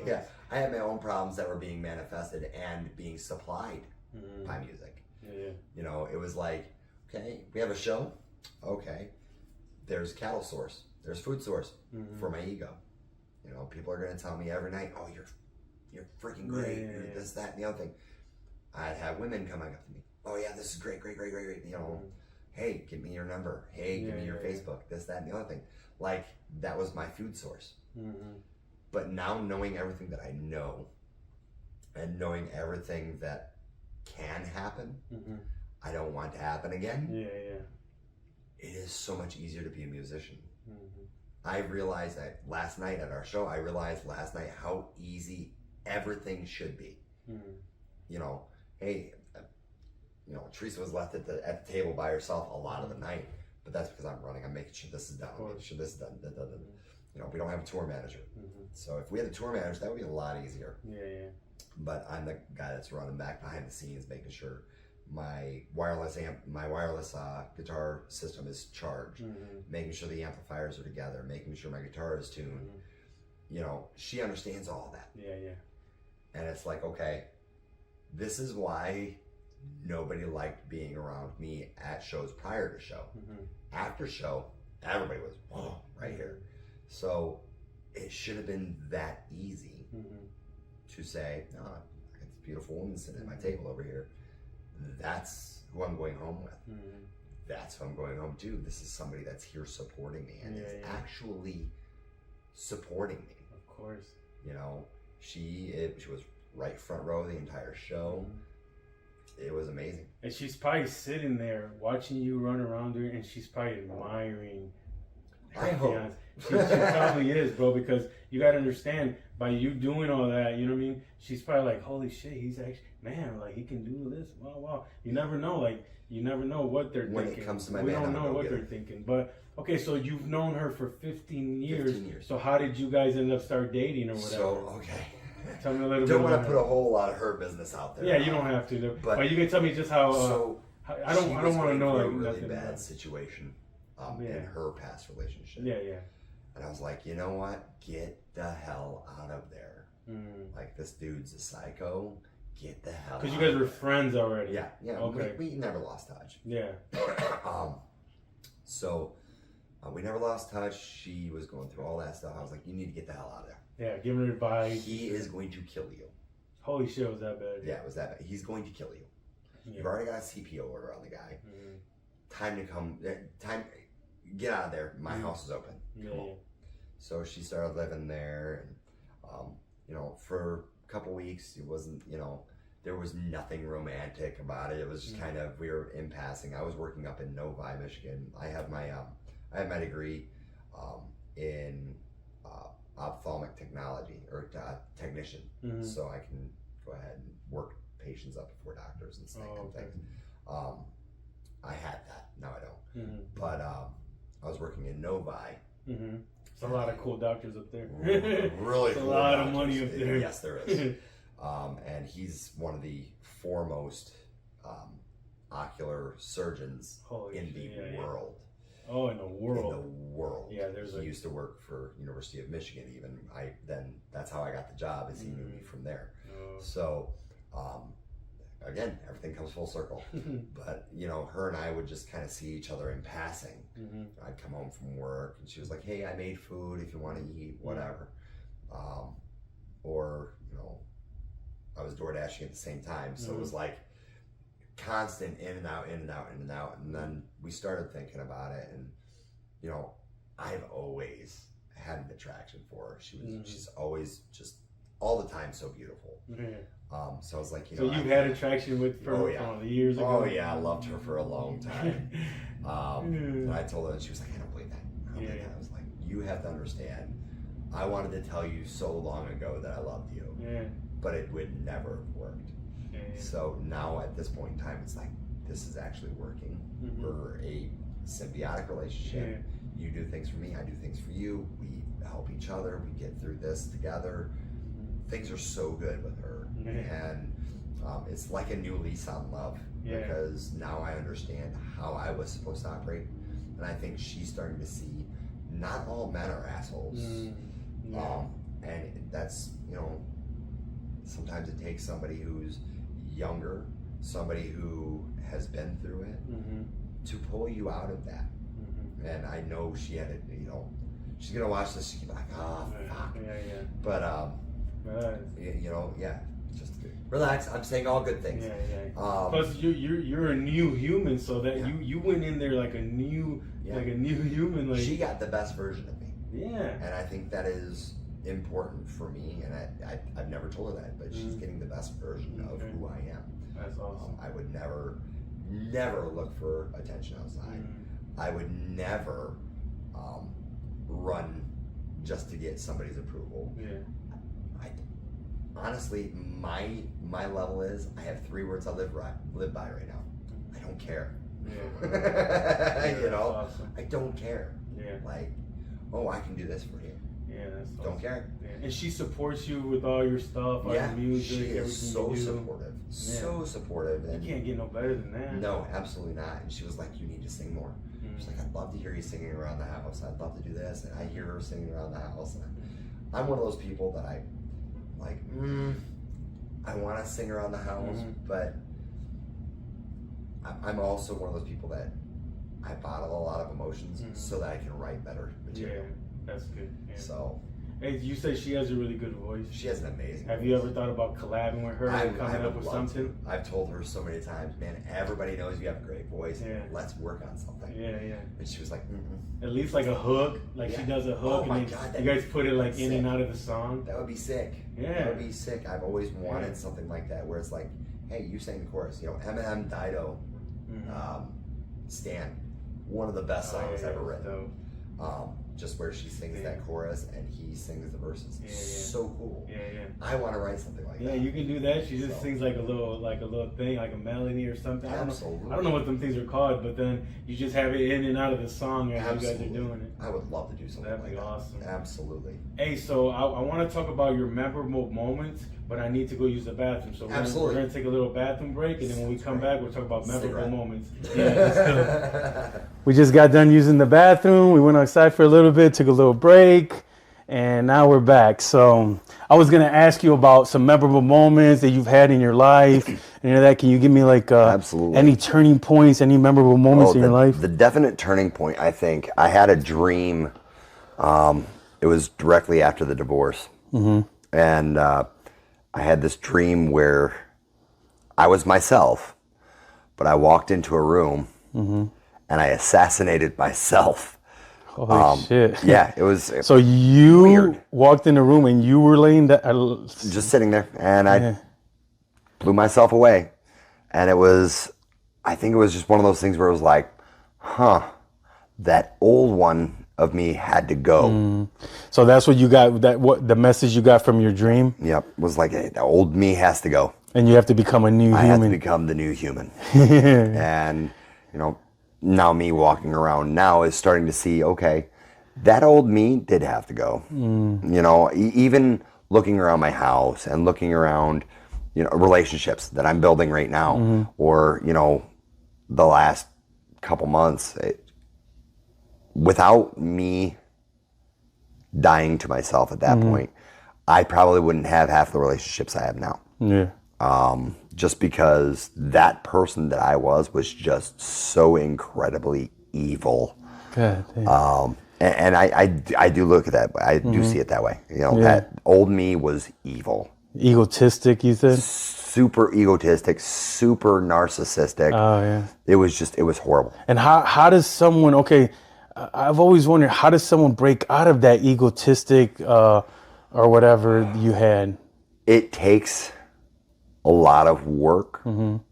I feel like gaining insight from other people is a huge thing. Teresa was like, nah, I've never seen you as that kind of person. I was like, yeah, but there were 10 years where all we did was said, hello, how are things going? It wasn't ever a, hey, let's hang out. Let's, get to know each other again. It was more like fake conversations and That's more the like... way I kind of looked at it. Yeah, it was just keeping up with the Joneses. Yeah. That was it. Just making sure that they were still alive. I was good. I feel like a lot of that's what that was. It was more about you. Yeah.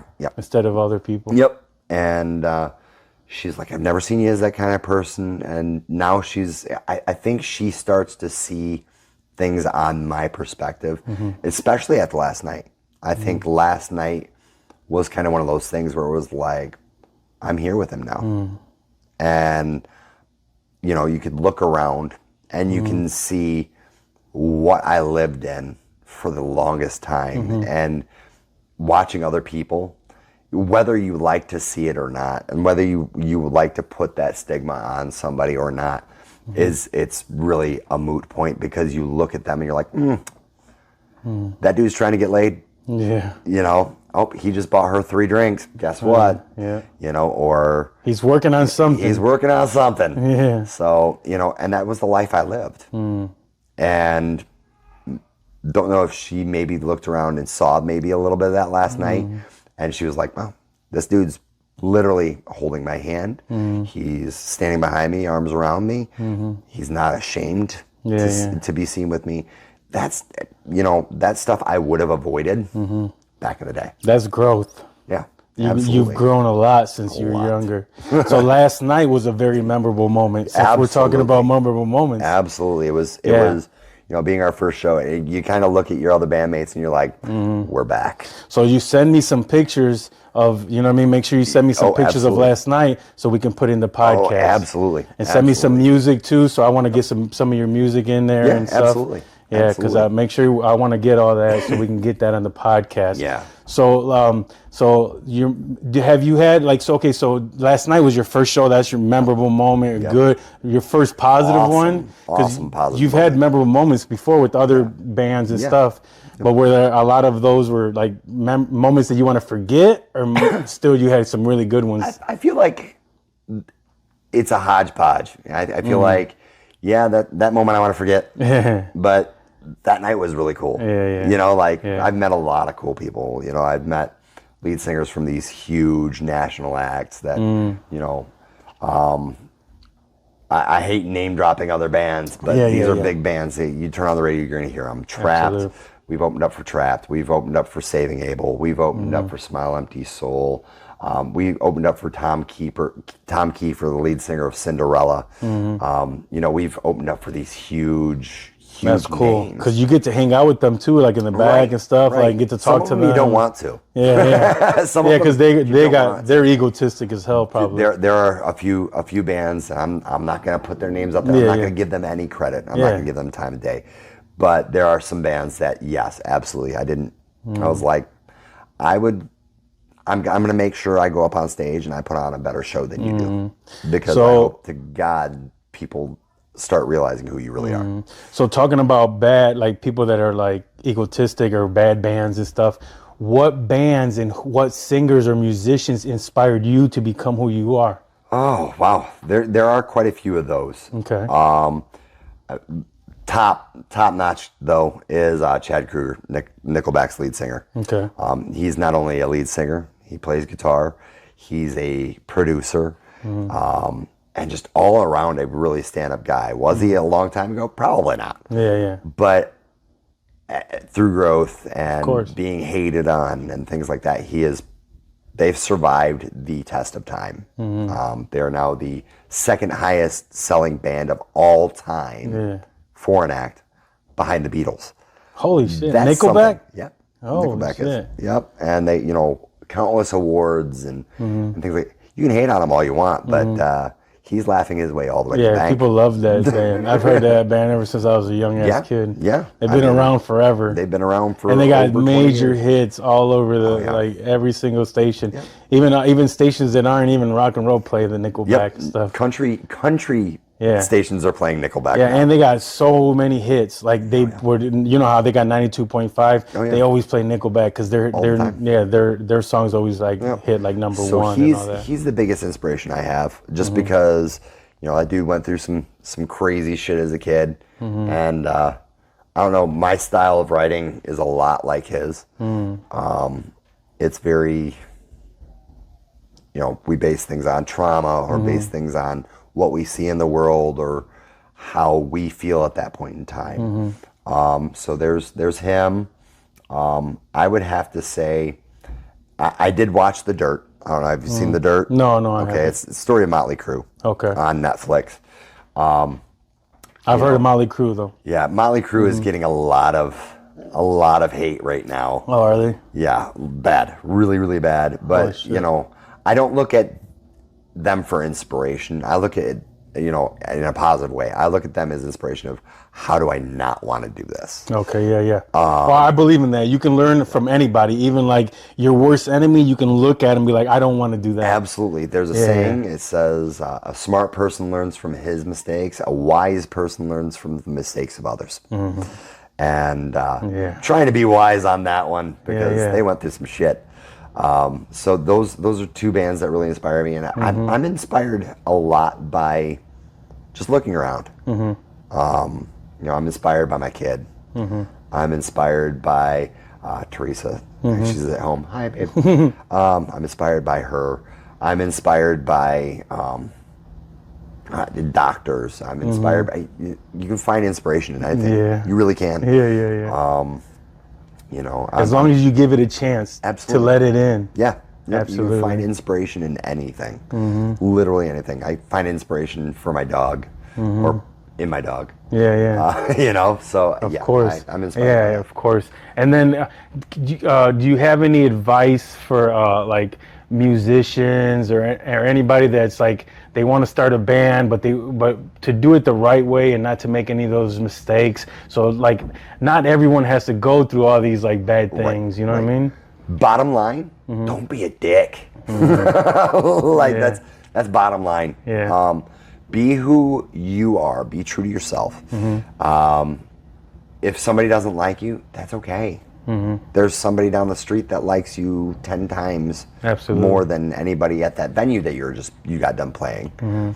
So that one person really doesn't mean a lot. Do you want to be liked by everybody? Yeah, of course you do. Who doesn't? But I'm going to tell you the reality of that is not everybody's going to like you. You'll never get 100% of everyone to get to like you. Right. Every president has not had a 100% approval rating. Of course, yeah. So, I mean, and they're supposed to be the most beloved people on the planet, yeah. you know? So, or even your favorite bands, your favorite rapper, your favorite whatever. Somebody hates them. Of course. Somebody hates them. There's always going to be Don't somebody. let it get to you. Yeah. I have that because I feel like when I was like fat, people were like, oh, no one ever said it to my face. Well, I think it's mostly, internal also too. Absolutely. Like I think people thought I was fat, but really I thought I was fat. You know what I mean? Yeah. I thought I was fat, but I have people say like when I was getting real skinny, like in the beginning I started fasting, I got real skinny. People were saying like I look sick. Like he's getting so skinny, he looks sick. I've actually heard people say that. Yep. Like to other people, you know.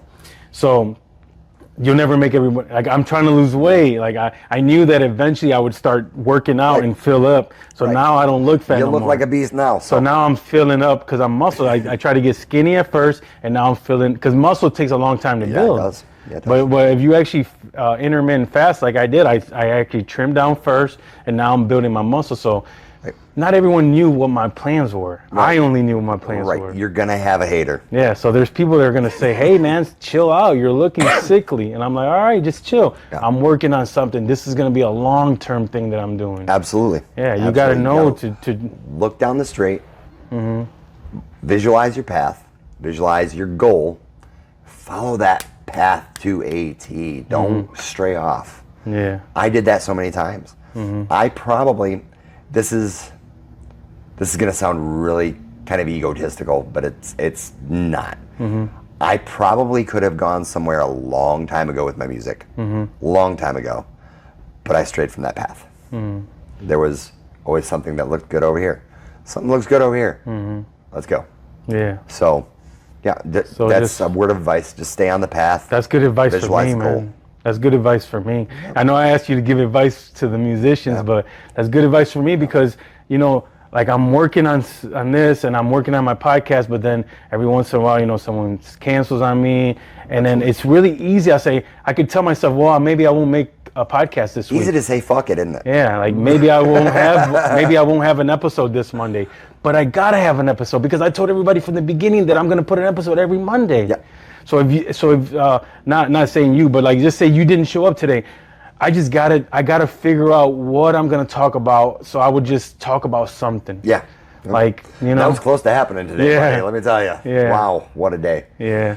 And you had a show last night. Yeah. So you was out kicking in. Feeling a little hungover today. Yeah, because we were supposed to do the podcast last night, but then you guys ended up booking a gig, so we made it for today. So Right. so that was cool. We did that ahead of time. You didn't tell me last minute. no. You told me I was ahead like, of time. oh, so shit, I forgot. You, Yeah. you actually sent me a message. You're like, what would you like to talk about? Yeah, and I'm yeah. like, holy I'd like to shit. talk about how I have a show. I have to be Yeah. there at 6 and I have to be at the venue at 5. Yeah. This isn't going to work out real good for Of me. I course, don't but think. as long as you let me know ahead of time, we can work something out. Yeah, So absolutely. right when you texted me that, I texted the owners of this place and I said, hey, can I do the podcast Saturday instead of Friday? They said Lot yes, easier. of course. So I actually came here Friday after work. I brought my podcast stuff here, and I moved all these chairs and everything because I knew I had to do some other stuff Saturday morning. So I was like, I'm gonna meet him here, and we were all set up. Right. But you made it happen. You didn't give me the runaround until I'm not gonna the try minute to- of, and then say, hey man, I can't, or you know, oh man, this came up, Yep. or I have a show tonight. I'm so glad you told me ahead of time because then that gets the ball rolling for me to figure it out. Yeah, man, thank you so much, Ryan. Communication. I appreciate you so much, Travis, for doing that because then you see how I made it happen. Yeah. I made it happen. Everything worked out. This dude drove to my house and picked me up Yeah, because yeah. my car broke down. So Yeah, his like he was having what is it like? my water pump is Yeah. done. And then like I was setting up. He said, "I'll be there in a little bit. I'm having car trouble." I said, "Bro, I'll pick you up. Let's go." Yep, he sure Drove did. to his house, picked him up. Like I'm dedicated. I want this to That be is so awesome, successful. dude. I didn't want to have a podcast by myself. No, hell no. Like man. I could have easily said, "Hey, bro, you know I'm not gonna pick you up. It's up to you. You're the guest." But no, man, because I don't want to have podcasts by myself. Right. No, I get that. I'm doing this because I want the conversation. Yeah. Yeah. I could easily do a Dude, podcast and I by build a myself. good friendship out of today. Of So course. I'm good. Because I could do a podcast by myself. Oh, I can absolutely. figure out what to talk about. I could do 10, 20-minute podcasts about, the last time I did how actions speak louder than words. I Yeah. can do one about depression. I can do one about anxiety. Oh, I can absolutely. come up with stuff. I can do one about when I went to prison, how this Absolutely. happened. There's all kinds of things. And anybody can do that. It's called writing a book. Yeah, of course. So- But what I want to do is I want to get a conversation. Absolutely. I want me and you to Back and talk. forth. Yeah, Yeah, back and forth's good. I don't want it to, and also I'm doing these question answer, but I don't want it to be all the way just question, Yeah. you answer, Right. I question, you answer. No, I want it to be a free flowing conversation. That's called a driver's license. Is what that's Yeah. called. Yeah. 'Cause I- Age 37. I Hair color brown. yeah, I don't want it to be like that. I don't want my podcast to be like that. I want it to be like free flowing. Yeah, absolutely. Because right now I'm doing this fitness, inspirational, motivational. Absolutely. So I need to get some stuff out. Oh, yeah. I really started this podcast because I was like, man, I wish somebody had a podcast and they interviewed me. Like, I have a cool story. Now Like, look at you. You're the host. yeah. So then I was like, you know what? No one around here. I knew one guy that had a podcast, but no one's asking me. So let me start mine, and then hopefully one day, now I can talk to you. You can talk to me. You can tell me something that triggers something in my brain. I'm like, hey man, that happened to me, or Yeah, and then I can absolutely. come up with fitness. I always talk about. There's 3 things I always talk about on my podcast. Like towards the end, I always ask people about their fitness. Have you ever worked out? Have you ever took care of fitness or any of that? I used to. Yeah, I did. So just prior to being diagnosed with melanoma, it's because now I have melanoma. Oh, so now. yeah. So now you have like some kind of Yeah. now what is I it, got cancer? A little bit of cancer. Yeah. Okay, and then So- that's like what kind of cancer Skin is that? cancer. Skin cancer. So man. prior to that, though, I was going to Planet Fitness twice a day. I was running outside by myself. Bought running shoes, did this, that, and the other thing. I was well on my way to looking great again. Now I've got this nice little couch here, Yeah. and I have a feeling it's a lot Yeah, that from is- this right here. Yeah. But no, I was working out. I was starting to gain some pride in the way I looked. My shoulders were getting bigger. My lats were great. yeah. Biceps were starting to get there. Starting to get some packs. Yeah, It's yeah. like, yeah, I'm starting to gain some respect for myself. And then poof, that all came Yeah. crashing to a halt. But no, I'm huge into fitness. I want to. You look fit as hell. Thank you. Yeah, I mean, you got like a little lot. stomach, but Yeah. you're skinnier than me. It's all. I think that's sweat. A Yeah, lot of yeah. that is sweating on stage, practice, things like that. Oh yeah. The more you perspire, the more you lose and things like that. And when you can't afford food, Yeah. that's called intermittent fasting too, buddy. Yeah, because you can't be buying it too much. Right? It's like, yeah, I can't go to Arby's tomorrow. Yeah. So Yeah. I am huge into fitness though. I'm all about trying to take care of myself, and trying to take care of what I got going on Yeah. here. I don't want to go home to a beautiful woman and look like Yeah. some kind of office worker that's been sweating. Well, not only that, with your you said you have cancer, Yeah. you've had Crohn's, Yeah. like, so you got to understand, like, you're not 100%. Right. So you got to do a little bit extra. You can't just be bullshitting, because you never know. Right. That you might get a flare up. You Tomorrow never know what can happen. Tomorrow can say a lot. Yeah, people our age, I mean, I don't know, you're a little younger than me, but people my age are, like you said, having heart attacks, dying. Some people, they only have one and they're dead. That's it. So you're lucky it. that you've had 2 small, minor ones. One of my ex-girlfriends, her dad went to work one day, was talking to his friends. They started talking back to him, and he was already dead at the table. Yeah. Damn. So it can happen that Yeah. quick. That Man. happened to my Uncle Carlos. He went to the railroad, worked on the railroad.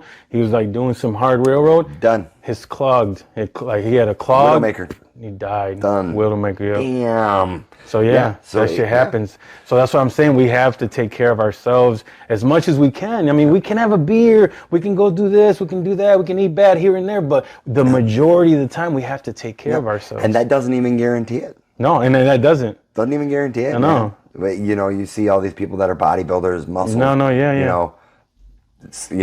Schwarzenegger's going to die one day. Yeah, we're all gonna Stallone's die. going to die one day. Yeah. So, we all have to face that gate when we get to it. But, being fit, eating healthy, staying away from GMOs, things like that, it'll extend your life. It really will. Drink water, people. Yeah. Drink a lot water. of water.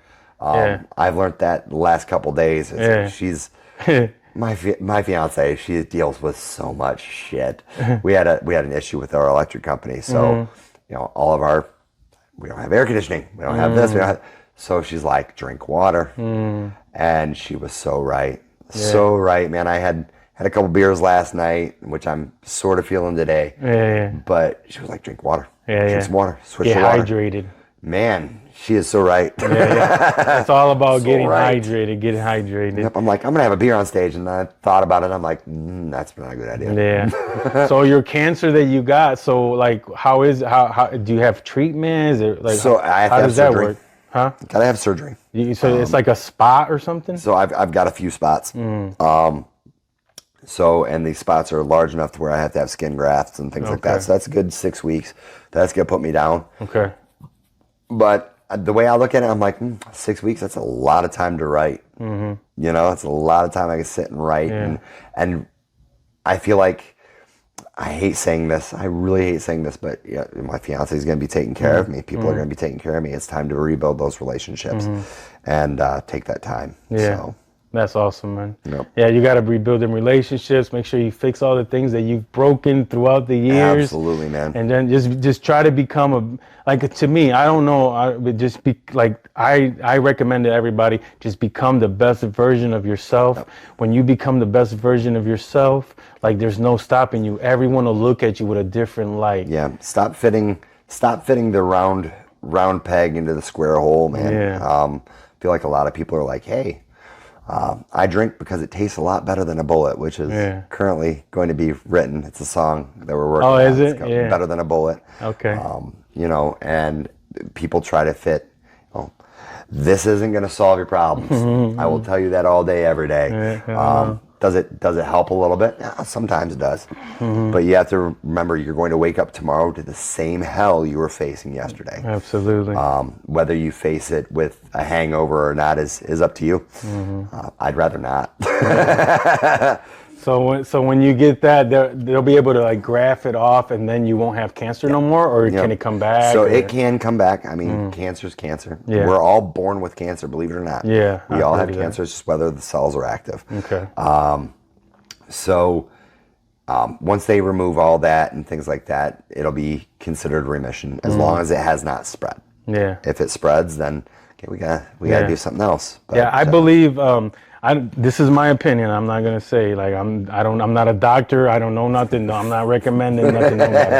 But look up his degree. Yeah, I believe that intermittent fasting helps you because you eat like during a certain window during the day, right? And then when your body goes into the fasting stage, like when you go to sleep and then you wake up and you have you skip breakfast, your body starts eating like some of those bad cells, and you're not, because if we're always eating all day, we're feeding themselves.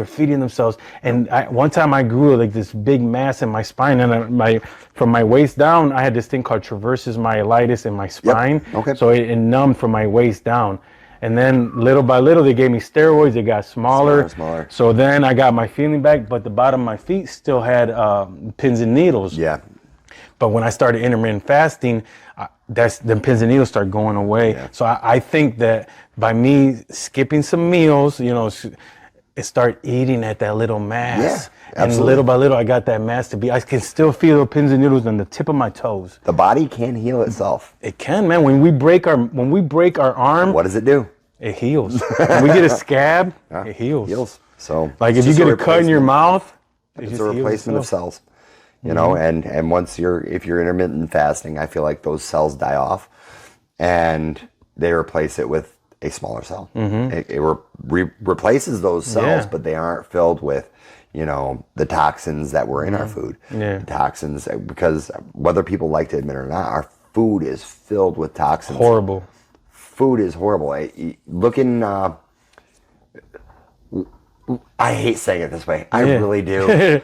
Because we live in the most free country in the world, the most, versatile country in the world. But look at some of these countries overseas. You don't have an obesity problem. You don't have, people are dying of cancer, you know, at this rapid rate. No, like sleep apnea. People don't have sleep apnea in other countries. No, they're like, there's what the hell so is that? many people sleeping with machines on their faces. Because they're so big, bro. And they're like, and they're dying 114 times a night. They're stopping to breathe. They stop breathing. My dad has apnea, so. Yeah, my mom too. My mom's off of it now, Isn't but it? yeah. Crazy. Like, and we're why? killing ourselves. Yeah, because a lot of people think they are making the choices of picking what they eat. They don't understand that these companies, they have groups of they're huge companies. They have targeting. They're targeting us. They study us for years to make a Skittle or whatever. And I'm not saying to make any. We aren't saying anything bad about Skittles. To make any candy or anything, right? They take like a focus group and people taste it and they're like, I don't like it, and then they come up with a different thing So they study before they put out a product.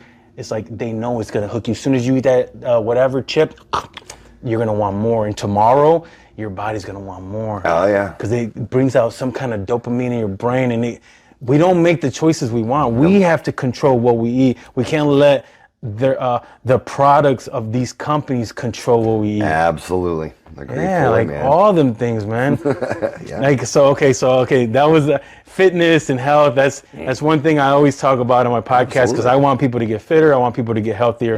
And with all them things that you have going on, I want you to get fitter, and I want you to get healthy, because I want you to be around for a while. You know what I mean? You're young. You're 37. 37, dude. What the hell? You got to be up there.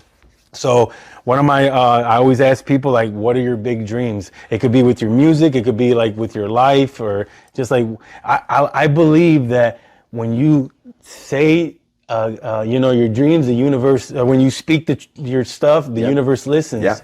And you never know who can hear. So this is going to sound like the most blanket term ever. No, it's good. My big dream is just be happy. I want to be happy. I feel like we go through every day and we tell ourselves, man, if this happened, we'd be happy. If this would happen, we'd be happy. That's momentary happiness. I want true happiness. I want to wake up tomorrow and, look out my window, whether I'm here in Toledo or whether I'm on a tour bus or whatever. I want to look out my window and be like, man, did I do everything yesterday that I wanted to do? Yeah? Am I going to do everything today that I want to do? I'm going to try. And be happy doing that. That's one of my goals. Big dream. My big dream, I want to play Red Rocks Amphitheater. So bad. Red Rock Amphitheater, where's that? Rocks, that's out, I want to say that's in Colorado. I want to say it sounds like Red Rock. So it's, you have to be invited to play at Red Rocks. It's not like, okay, if I got a record contract, my management company calls in and says, hey, we're going to book a show. Can't do that. This place actually invites you to play. Because it's the most historic. It's literally built inside of a canyon. You got the Red Rocks all around you of the canyon. And when it's a stage built in? There's a stage built right into it. I have to check that out. It's so cool. I mean, Nickelback's played there. MGK has played there. So many of these huge bands have played there. And when you get there, they actually give you a chisel.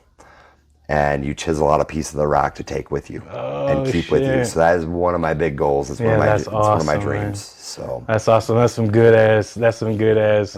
It'd be a great memory. It'd be something to be able to tell my grandkids. You know? Absolutely. And that's really what life's about. It's like leaving something. Legacy. Of course, because when we're gone, if we don't have nothing, life is going to keep going on. Absolutely. And that's one thing where I want to keep spinning. Yeah, you said that from the beginning. Life keeps going. So that's why I wanted to start my podcast. That's why I want to start my cleaning business. It's a hell of a legacy. Because when I got out of prison, I had nothing. My nephew gave me my wallet, had zero money in it. I said, I got to get something. I'm going to fill this bitch. Yeah, I gotta have something, because I seen in prison that a lot of people was in there, and some people were doing 10 years, right?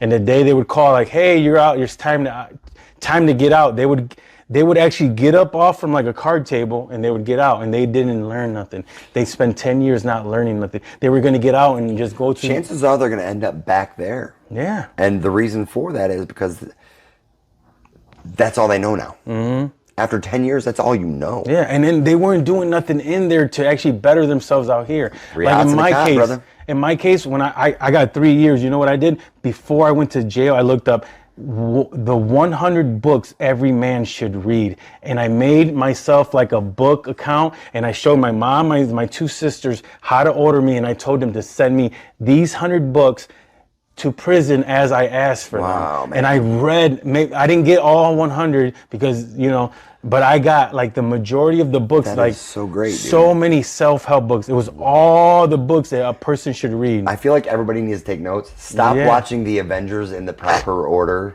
Start reading these books. Yeah. Man. Like, so there's so many books like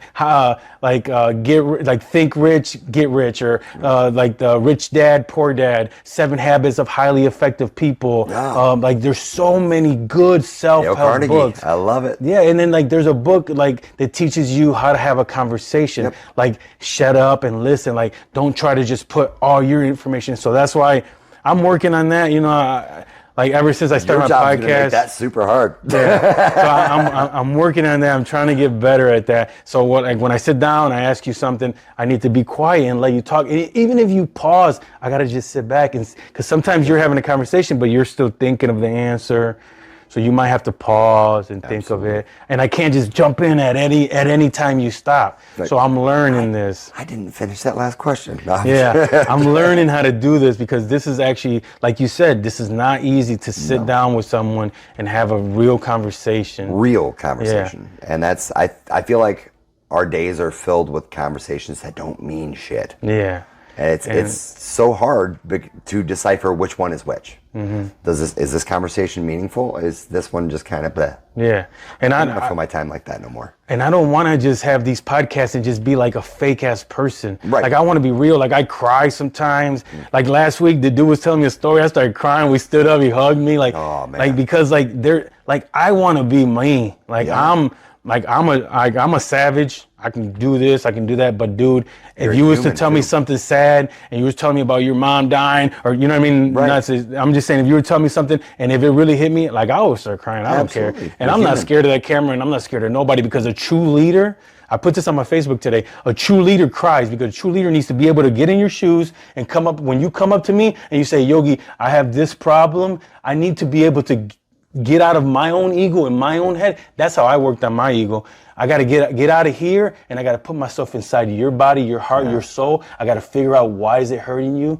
Why is that hurting you? Not about why like what I think, what you think. Why is that hurting you? And I need to come up with a solution with you and sit down with you and come up with a solve the answer. His angle, not yours. And then just to piggyback on that.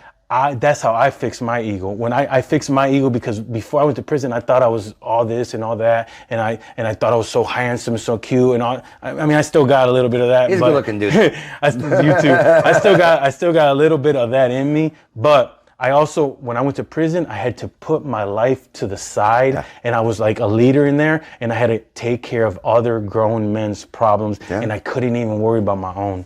It's crazy. So I think that said, shut the hell up. Stop worrying about yourself. You have something else to worry about. Die to self. Yeah, and that's a lot of it's probably your ego too. Now that, I don't know, but now that you have your fiance and you guys are working on something, you can like put that ego aside and you can fucking work on something good and something positive, you know? And it's so great because I know that the work is being put in on that side too. Mm-hmm. It's not like, okay, I'm hustling. Yeah, I might be hustling. I look inside and she's hustling just the same. It's like, holy shit. Yeah, that makes you feel like, damn, I'm not doing shit out here. She's killing it in there, you know? She's putting the same work in you are. Yep. I feel the same way about my wife, man. Yep, fight for something together because some things are just too big to fight on your own. Yeah, and then like when you wanted to get back into music and start this, did you talk to her and said, hey, I'm gonna go all in and I want to do this, and like you guys had that conversation we had that conversation. You know, there's gonna be girls that are gonna be like, hey. Did you guys have that conversation? Yeah, we had that conversation. Yeah. Yeah. Because there's going to be girls that are going to be like, oh my God. So I feel like a big part of that was the last go round with the old me. I'm going to say the old me. Was the old me just didn't give a shit. You know, it was, she could see it. You know, blatantly you can see when that things are happening. You know, women giving you looks, dudes giving you looks. You can see all that. But from your perspective, if you don't give a shit, what does it matter? So, you know, she says the same thing. We'll go out to a bar, or we'll go out to a store or something, and some dude will be talking to her. She's like, oh, he's just trying to be friendly. Listen, I'm a dude. I've got a penis. I know exactly what he wants. So, and it's, you know, it's vice versa. I don't know what women want. There's not one man on this planet that can honestly sit here and go, I know exactly what a woman wants. You never know. you never know. So, but men, we're two-dimensional. We are very two-dimensional. We know. We see what we want. Of course, what we want. So we have to change to make sure that doesn't happen anymore. Like, that's why we got to work on ourselves. That discussion is important. Because like now, like you said, vice versa. You got to be able to trust that she's going to make the right decision, and then she has to be able to trust that you're going to make the right decision. And it's not like you have to watch every move. She doesn't have to come to every show, but like it could work. I want her at every show. Yeah, I know. But I'm saying, like, if she wasn't to come, she would have no doubt that you're going to do anything that's going to like ruin what you guys are building at home. Absolutely. And that's how I feel with my wife. And I think that's what last night was a big thing for me was she could actually sit there and it was tangible to her. She could go ahead and see, okay, some women asked him for a picture with him. Did Travis lay one hand on him, on them? No, he pulled a Keanu Reeves. He didn't touch him. You know, it was one of those things that, you know, and there were quite a few people that were like, hey, I want pictures, I want pictures, I want pictures. And it's, you know, hey, I'm right here. You know, I'll put my arm around your dad. You know, you're standing right here. I'm gonna put my arm around your dad. You know, I'll give you a hug. That's fine. But that's where it ends. That's where that transaction ends. You can't let it go no further. I'm feeding this. You know, I'm an artist. That's where I'm at. I'm not, you know, can we talk and actually have a conversation with my fiance around? Absolutely. That'd be good. Without that, no. Absolutely not. You know, let me go grab my fiance real quick. We'll sit. And then you guys can introduce it to her. Absolutely. And it feels more like a comfortable conversation. Absolutely. I do that. Like, let's say I walk into like a bar with my wife and I see someone that I know, like maybe even if it was an ex-girlfriend or fling, and they're like, hi, Yogi. I'm like, hey, hi, this is my wife, Sandra. This is somebody. And they meet, and I might tell my wife, hey, that used to be my girlfriend. But I just wanted you to know that you know what I mean? Because then I don't feel like, oh my God, like I'm avoiding that person or she's Then it feels awkward. It does. And like this is my wife now. Like I want to introduce her to everybody. I don't care because I'm not the person that used to be with her. I'm a whole different person now. You know? Absolutely. So yeah, like I feel like that's really important, man. Absolutely. So like that's pretty much like, is there anything like that's pretty much it. Is there anything that you want to like close with? I don't like, do you want to promote, like, do you have you guys new shows or what? We have a couple shows coming up. Tell us your page on absolutely. You can look us up on Facebook. It'll be under New Human Band. We screwed up our first one, so we had to remake it. But New Human Band, look us up. We do have a show coming up on September the 23rd. That's going to be at Prime Nightlife right here in Toledo. They're redoing everything in Prime. We're reopening it, so it's really kind of a cool honor there. And then starting next week, we hit the record button. We're going to start recording our album. So be looking for that. Be about, I would say, about 6 months to do it right. And you write all the songs on your all album? The material, Every single song? And then you guys sit down and talk about it, or you write it all? So I want to start, so we have quite a few songs that we could actually put on this album if we wanted to, but a lot of these songs have already been put on different albums and things like that. And we're going to start writing kind of things around it. And I would like to have a round table. You know, hey, this is the riff I came up with. This is the guitar part I came up with for me. Jason, I want you to come up with something. Or, you know, Adam, what should I say in the song? I don't know how I'm feeling about this riff. Or I want to be able to start doing that. So that's how we're going to start recording this album, I think. Okay. And it's going to take about 6 months, I'm thinking. Solid 6 months. I'm producing that album as well. So writing, playing, singing, and producing. Yeah, so it's a lot of work. A lot of work. work. At least 6 months, I'm thinking. Yeah, and you have a real job too? Right now, I am in between jobs, Oh, okay, which that has to change. Yeah. Got to put food on the table and Absolutely. keep a roof over the head. But yes. But it's hard too because you're working on doing all that, so you gotta like Yeah. And then having a relationship on the outside of it, so it's you always have that battle, man. It's crazy, but it's like fun. You gotta follow your dream, but you also gotta make money. But you also got a relationship. You also got kids, so it's like a balancing act. Yes, but you know what?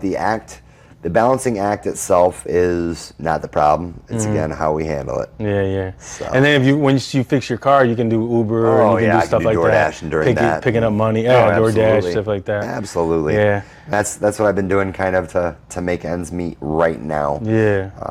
Until the band starts raking in that money and we start getting some record deals on the horizon. So how does that work? So you make the record and then try to sell it to people or something? Yep. So try to find someone to buy the record. There's a bunch of different venues and avenues you can take with that. Or you can start streaming it and start streaming it. See if it grows up big from there. So what's great now is there's a thing called DistroKid. And you put your whole album on DistroKid for like $35. And what they do is they put it on Spotify, they put it on Apple, they put it on YouTube, they put it on every streaming platform there is. Yeah.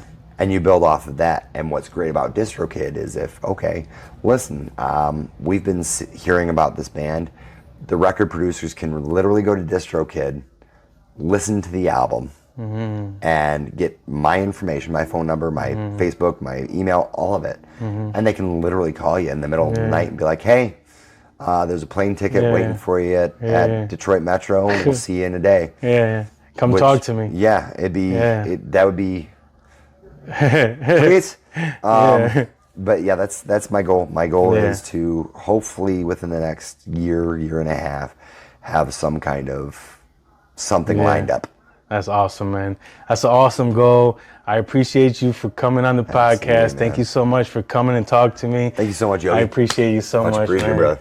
Yeah, thank you guys. Thank you guys for watching Big Yogi's Garage. Make sure you guys like, subscribe, share, go on his page, New Human Band, like it, share some of his stuff. When he puts out the album, we're gonna promote it. Make sure you guys comment. Tell me what you guys want. Tell me how I can grow.